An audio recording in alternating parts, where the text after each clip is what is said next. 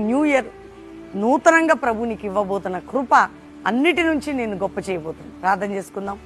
తండ్రి, గత సంవత్సరం అంతా మాతో ఉన్న గొప్ప దేవుడా, మమ్మల్ని పోషించి బలపరిచిన మా ఆత్మీయ తండ్రి, మా రక్షణ కర్త, మా ఆశ్రయ దుర్గమ, ఈ సంవత్సరం ప్రతి బిడ్డని కాపాడి రక్షించి భద్రపరిచి తోడుగా ఉండి శత్రు నిర్మూలం చేసి మాకు విరోధమైనది ఆయుధాన్ని వర్ధిల్లకుండా అణిచివేసి కోర్టు కేసులు, మానసిక ఒత్తిళ్లు, అప్పుల బాధ, ఆర్థిక బాధ, ఉద్యోగులేమి, విడిపోయిన కుటుంబాలు, గొడవల కుటుంబాలు, అసమాధానం తొలగించి, ఇదిగో ప్రభు గర్భం లేని గర్భాలు తెరిచి, వివాహం కాని బిడ్డలకు వివాహాలు, ఉద్యోగం లేని బిడ్డలకు ఉద్యోగాలు, ఏ దేశాల్లో ఉన్న వీసాల విషయంలో, ఉద్యోగ విషయంలో, ఆర్థిక విషయంలో, కుటుంబాల కాపుదల, భద్రత అయ్యా, శత్రు నుంచి విడిపించి, బంధకం నుంచి విడిపించి, ఆరోగ్యాలను ఇచ్చి, రోగులుగా ఉన్న, మానసికంగా ఉన్న, కుటుంబపరంగా ఉన్న రోగముల నుంచి విడిపించి, పిల్లలు నాయన ఎదగని పిల్లలకు స్వస్థత, నాయన ఆటిజం అనే రోగం, రకరకాల వ్యాధుల నుంచి బిడ్డలను కాపాడి కుటుంబాలని సమాధానం ఇచ్చి, మానసిక